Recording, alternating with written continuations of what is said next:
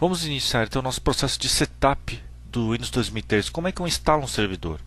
Então já acabei de colocar o CD no meu servidor e já estou iniciando o processo de setup da máquina. Vou pedir para que ele faça o boot pelo CD, pressionei uma tecla e nesse momento agora ele está lendo os dados do aparelho de CD e vai fazer o processo de cópia agora na minha máquina. Então vamos lá.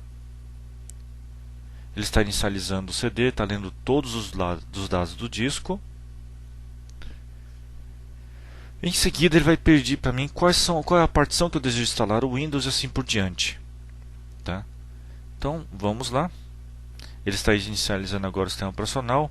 Perfeito, eu vou selecionar a opção Enter para continuar com o meu setup. Aqui ele vai ler os discos, vai encontrar ver se tem alguma instalação ou não. Vou apertar o F8 para concordar com o termo de licenciamento Microsoft.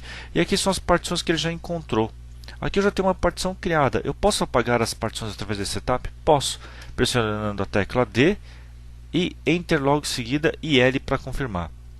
Pronto, apaguei todas as partições existentes. Vou criar uma nova. Vou pressionar a tecla C. O tamanho que eu quero, posso diminuir esse tamanho, vou fazer com o tamanho máximo. Ok, e vou selecioná-lo, Drive C. E vou até mesmo fazer uma formatação rápida através do NTFS Quick. NTFS é o sistema de arquivos utilizados pelo Windows. Pressiono Enter e perfeito. O que ele vai fazer agora nesse momento? Ele vai começar a fazer a formatação da máquina e logo em seguida vai começar a fazer a cópia dos dados do CD para o disco local. Tá bom? É um processo que foi extremamente simples. Essa é a primeira parte da instalação do servidor.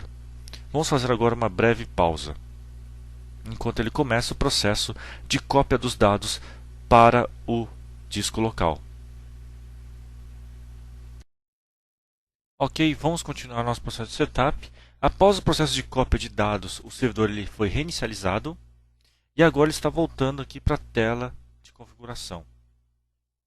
Nesse momento, ele está fazendo a reinicialização do servidor. E vai começar agora o processo de o que nós chamamos de setup da fase gráfica. Nessa primeira fase aqui do setup, ele vai perguntar agora aqui informações para mim sobre qual que é o nome da máquina, qual que é o CD key e assim por diante. Qual que é o nome do computador, configurações de rede, são informações bem fáceis e simples de serem fornecidas. Tá bom?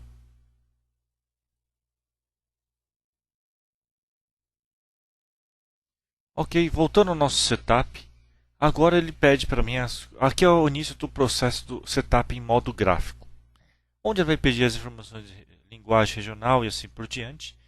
Então vamos lá, aqui eu vou mudar algumas coisas adequando ao país, então vou selecionar Português Brasil, qual que é a minha localidade, que é Brasil, tá? Perfeito. Ok, vamos lá selecionar um. Ok, o layout do teclado. No caso aqui eu vou trocar para Português Brasil. Então vou selecionar, mandar adicionar para Português Brasil ABNT2, que é o que eu utilizo. Quando eu faço isso aqui, vou mudar aqui para ABNT2. Perfeito, já está selecionado aqui como padrão. Mandar aplicar a alteração. Eu vou remover as outras configurações de layout de teclado que eu não utilizo. Só vou deixar essa aqui em Português Brasil. Perfeito. Nesse momento vai pedir o nome da minha organização, que vai ser Microsoft TechNet. Microsoft TechNet.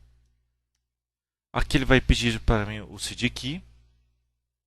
Esse CD Key ele encontra-se atrás do CD adquirido. Tá? Então verifique atrás da caixa para colocar as informações. Ok, vamos continuar nosso setup. Depois de ter colocado o CD Key, ele vai pedir o tipo de licenciamento, por servidor ou por device.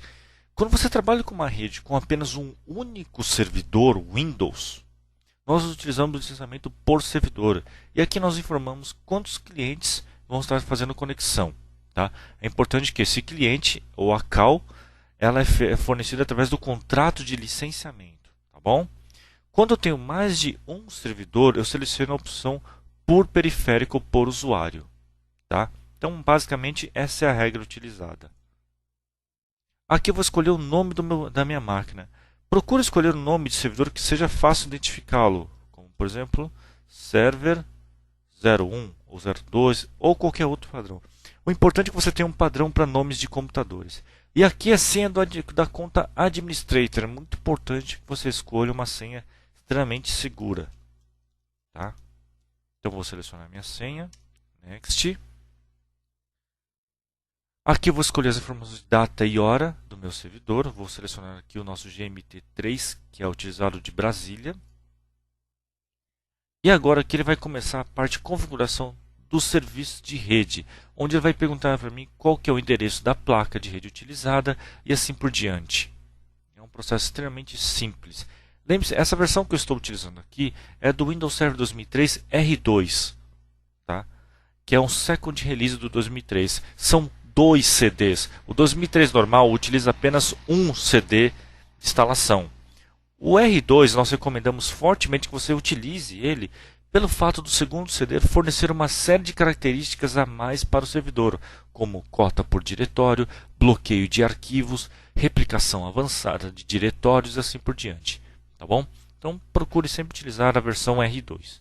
Aqui então ele vai perguntar as informações Typical Setting. Se eu selecionar essa opção, ele vai pegar automaticamente o endereço IP fornecido por uma outra máquina de rede. Servidores, nós preferencialmente colocamos como endereçamento IP estático ou fixo. Então vou selecionar Custom Settings. Aqui ele pegou o modelo da minha placa de rede. Vou selecionar TCP/IP e aqui eu vou colocar o endereço IP utilizado. Então é muito importante que esse endereço IP você coloque de forma correta. Existem alguns endereços IPs que nós colocamos como padrão de internet e que evitam muitos problemas, tá? Por padrão, a rede 192.168 é muito utilizada para redes internas, tá? Então eu vou utilizar aqui 192.168.1 e um outro endereço IP aqui, que vai ser o 1 ou 2. Vou colocar aqui apenas com o número, por exemplo, 2. Lembre-se que esses números em cada um desses campos não ultrapassam mais do que 255, pois ele é binário. São 8 bits utilizados para formar esse número. E qual que é o default gateway que eu vou utilizar? Tá ok? Em aqui campo de servidor DNS preferencial, eu posso deixar inicialmente em branco, pois esse campo estarei preenchendo depois quando eu tiver que configurar o Active Directory. Vou clicar em OK. Next. E a princípio já está pronta a minha instalação. Passada essa fase aqui, se eu tiver mais de uma placa de rede, ele vai aparecer agora a tela com o nome da segunda placa que eu devo configurar. Nessa fase aqui, ele está perguntando se eu vou trabalhar em modelo de workgroup ou domínio.